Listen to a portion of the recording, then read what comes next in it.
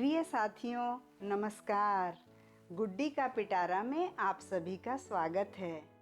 आज की कहानी है परोपकारी राजकुमार। इस कहानी में ये बताया गया है कि एक परोपकारी राजकुमार कैसे मरने के बाद भी निर्बल, गरीब, असहाय की मदद करने के लिए तड़प रहा है। सच्चे मायने में वो मर के भी अमर है।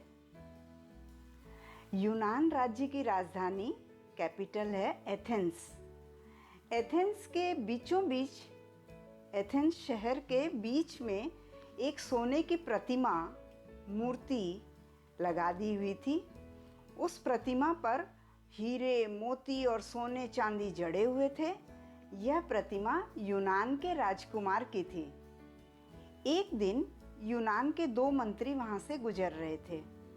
प्रतिमा की ओर देखकर एक ने दूसरे से कहा, सचमुच इतनी सुंदर प्रतिमा और कहीं देखी ही नहीं। दूसरे मंत्री ने कहा, कलाकार ने इसे इतना सजीव बनाया है, इतना लाइव बनाया है, मानो यह अभी बोल उठेगी। प्रतिमा उनकी बातें सुनकर मुस्कुराई। तभी एक बच्चे की उंगली पकड़े उसकी माँ सामने से निकली। बच्चा रो रहा था। माँ ने कहा, जरा इस प्रतिमा को देखो, राजकुमार कैसे मुस्कुरा रहा है। तुम्हें भी सदा ऐसे ही मुस्कुराते रहना चाहिए, पर तुम तो बात बात में रोते हो। थोड़ी देर में एक चिड़िया कहीं से उड़ती हुई आई और उस प्रतिमा पे जाके बैठ गई। वह उड़ते उड़ते थक गई थी। चिड़िया भी सुस्ता ही रही थी कि आसमान से बूंदें गिरने लगी, बारिश होने लगी। चिड़िया बोली, अरे मैं तो यहाँ आराम करने आई थी, रेस्ट करने आई थी, पर यहाँ तो सिर ढकने की भी जगह नहीं। ऐसी मूर्ति का क्या फायदा जो किसी को भीगने से भी ना बचा सके। ये सुनकर प्रतिमा बोल उठी, मेरे दोनों पाँव के बीच कुछ ढकी जगह है, तुम वहाँ बैठकर आराम कर लो चिड़िया रानी। चिड़िया वहाँ जा बैठी और भीगने से बच गई। अब धीरे धीरे शाम हो गई। रात में राजकुमार ने चिड़िया को बताया, मैं यहाँ का राजकुमार था। मैं हमेशा सबकी मदद करता था, हेल्प करता था। दूसरों की मदद करने में मुझे आनंद आता था। अब मैं जीवित नहीं रहा, चाहकर भी खुद किसी के काम नहीं आ सकता। क्या तुम मेरी मदद करोगी? चिड़िया ने कहा, हाँ करूँगी, कहो।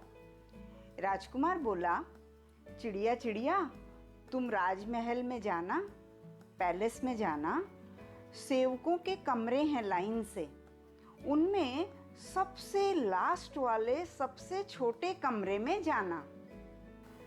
वहाँ एक लड़का बीमार है, उसके पास खाने के लिए, दवा के लिए भी पैसे नहीं हैं। तुम मेरी आंखों में से कुछ हीरे निकालकर उन्हें दे आओ। चिड़िया ने अपनी चोंच से कुरेदकर कुछ हीरे निकाल लिए। वे हीरे उसने राजमहल के सेवक के बताए अनुसार उस लास्ट वाले कमरे में, बीमार लड़के वाले कमरे में डाल दिए। अपने कमरे में चमकते हीरे पाकर बीमार लड़के की माँ बहुत खुश हुई और अपने बेटे के लिए दवा और खाना लाने बाहर चली गई। और चिड़िया वापस लौटते समय रास्ते में देखते हुए आ रही थी। उसे एक गांव दिखा, वहाँ बहुत गरीबी थी। उसने आकर राजकुमार को उस गांव का हाल सुनाया। राजकुमार बोला, मेरे वस्त्र सोने की परतों से बने हैं, इन परतों को उतारकर गांव के घरों में डाल आओ, बेचारे कुछ दिन तो पेट भर खा लेंगे। चिड़िया ने जाकर सबके घरों में सोने की परतें डाल दी। लोग खुशी से नाच उठे। चिड़िया लौट तो आई, पर थक कर मूर्ति पर आ गिरी और कुछ ही क्षण में उसके प्राण निकल गए और चिड़िया मर गई। अगले दिन जब वे ही दोनों मंत्री जो पहले वहां से गुजरे थे, आज फिर वहां से गुजरे, तब उनके साथ राजा भी थे। प्रतिमा को देखकर राजा बोले, यह प्रतिमा कितनी भद्दी, बदसूरत, अगली लग रही है।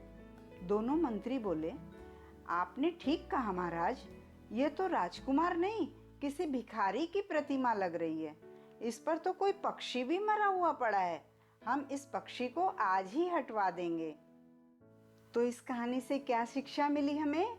इस कहानी से हमें ये शिक्षा मिली कि परोपकार करते करते अगर हमारा हाल खराब भी हो जाए तो भी परोपकार करने वाले पीछे नहीं हटते। परोपकार करने वाले अपनी परवाह नहीं करते हुए बस एक सांस दूसरों की भलाई में लगे रहते हैं। ऐसे लोग सच में मर कर भी अमर हैं। जिस प्रकार नदी अपना पानी खुद नहीं पीती, पेड़ अपने फल खुद नहीं खाते, ठीक उसी प्रकार जो सज्जन व्यक्ति होते हैं, जो अच्छे आदमी होते हैं, वो दूसरों की भलाई करने के लिए धन संग्रह करते हैं, खुद के ऊपर भोगने के लिए नहीं। ओम शांति।